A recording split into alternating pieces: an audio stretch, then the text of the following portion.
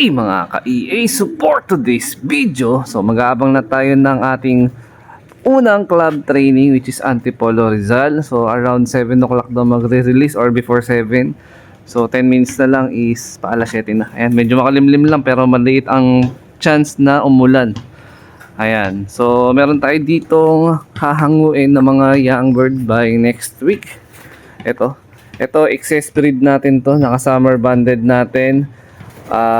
Tawag nito, lahi pa rin to nung imported na galing kay Sir John Lasatin ng Pampanga. Napanalunan natin sa BBC awarding nitong nakaraang April lang. Tapos yung tatay niya si Mr. Solo, lahi ng MacArthur Tubataan Solo Clacker. Ayan, sayang to kasi hindi na may hahabol ng pero pwede nyo gawing stock bird. Pero kung tingin nyo kaya nyo pang ihabol ng summer, medyo alanganin kasi sa akin kasi halos turuan ko na yung mga summer na nauna kong batch dito sa Flyers Loft ko. Actually 3 hanggang 4 na lang yung YB na summer banded na ililipad ko.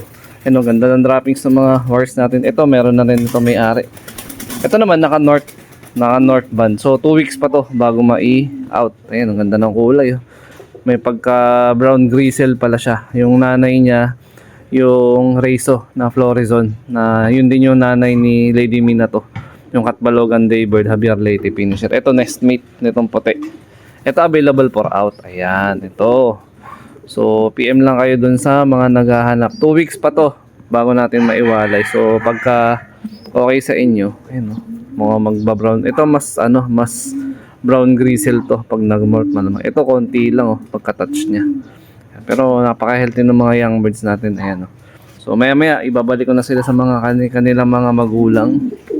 Ito yung mga breeder natin. Ito yung magulang ng natin. Tapos naglalagay din ako ng pandikit ng daga. Kaya lang wala pang nasilo. Wala pa tayo na huli. 27 kilometer air distance na possible training natin. Siguro mga more or less mga 25 to 35 minutes dapat nandito na sila, no? Kung ganong oras bibitawan. So napakalapit pa lang nun. So unang club training natin. Tapos yan, solo pisa lang yung anak ni Batusay. Last clutch na to. Yan, solo pisa. Yan si Batusay, saka si Lady Mina to. Parehas nagresulta sa atin ng Javier to. Itong dalawa na yan, magtatay na yan. So sila yung mga nakapagpatawid ko ng dagat. So far south pa lang yung meron tayong pinakamaganda na result, which is 2 beses tayo nakadulo. Pero sa north wala, olats hanggang aparilan talaga ako pagdating ng Santa Ana. Nasisetlog. Di ko alam kung anong kulang, pero syempre hanggang ngayon minomonitor ko or tawag nito, hinahanap ko yung kakulangan sa north, no? So hopefully next season is ma-person na natin yung susunod na na final lap, no, which is makapagpauwi na tayo ng Santa Ana. Possible naman yung summer race is north yan. So check natin kung hanggang saan naabutin yung mga summer natin na banded. Ayan, ito yung mga pan-summer natin. Ayan, 1, 2, 3. Tapos yung may pahabol pa ako doon, naka-viewing. Ayan, pang-4. Tapos ito yung pinapang-motivate ko ngayon doon kay kay Admiral, yung kulay pula natin na pang MacArthur band natin. So 5 yung inaantay natin na na ibon na first training natin. Tapos sa wakas nakapag-setup na ako ng CCTV camera dito sa nakatutok sa pinaka-flyers shop. Yung dati ko kasi yung CCTV nandito pa rin naman. Kaya lang ang coverage ng CCTV natin na yan, itong harap tsaka yung pinaka-landing board. So mamomonitor ko na yung dating ng ibon kahit wala ako. Yan, mado-double check ko na yan kahit nasa trabaho pa ako. Ayan. Tapos yung status ng bago natin na landing board, ayan, okay naman na. BBC Manila, first training, 7 AM, release.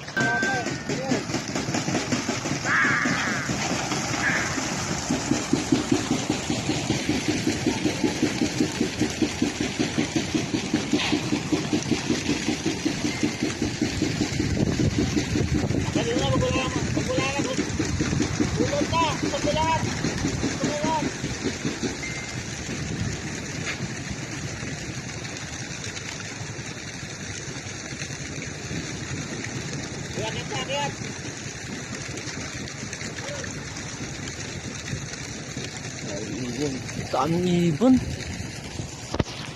75 years later. Update tayo mga ka-EA, time check 7:42 AM. So in-expect ko na mga ngapa talaga ng todo yung mga ibon natin, pero base din sa mga tropa wala pa rin silang pauwi. Ayan, makulimlim doon nung binitawan sa Antipolo, pero wala namang ulan. Ayan, no? Okay naman yung panahon, kaya naman ng mga ibon yan. So yun nga lang, expect na madedelay talaga sila na uwi kasi mga ngapa yun. Unang sampan nila sa club training, 27 km air distance yan. So check natin kung sino yung magkakaroon ng mga potential within 1 week na monitoring sa pag-training natin itong week na to. Kung sakali mayroon magkaroon ng potential sa speed tsaka trap, pwede natin isali next week. Ayan. So ito tumbok ng north, ito ang lusot ng south dito. Ayan, itong area na to. Ayan.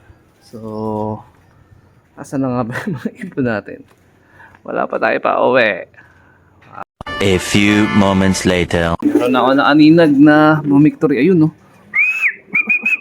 Sino to? First dropper natin to. Uy, parang namumukaan ko siya. Yung speedbird kaya to na lahi. Yun na pusa. Hindi ko sure eh. Ang problema, nakatambay. So paano mananalo? Si Lady Inbreed pala yun. Anak ni Batusay. Pasok, pasok. Yan. First bird natin galing Antipolo. Pasok!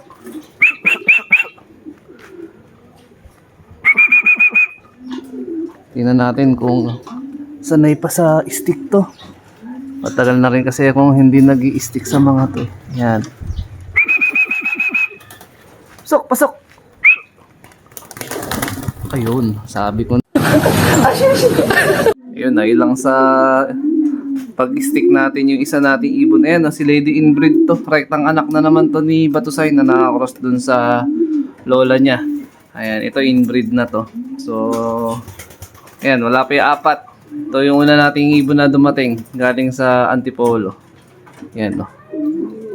Bibigyan na rin tayo agad ng pagkain para at least, tawag na ito, wala na tayo magiging isipin mamaya kasi papasok pa tayo sa trabaho eh. Check! 8:20. Ayan, naghatid pa ako kay Mrs. Pero kanina bago ko umalis, dalawa na yung ibon natin galing club training. So first dropper natin si Lady Inbreed. Tapos sumunod ito si Admiral. Ayan, oh. Hindi ko lang alam kung sino nauna dito kay wala pa tong pangalan eh. Yan. Sa checkered na to, tsaka dito kay Kyoto. Ayan, hindi ko alam kung sino nauna sa kanilang dalawa. So kulang pa tayo ng isa. Ang wala si Ampon. Ayan. So 4 out of 5 tayo. Yung MacArthur banded natin kompleto na. Yung naka-YB na BBC na singsing na si Ampon wala pa. Blue bar. Ayun. So maganda yung average ng ating pauwi.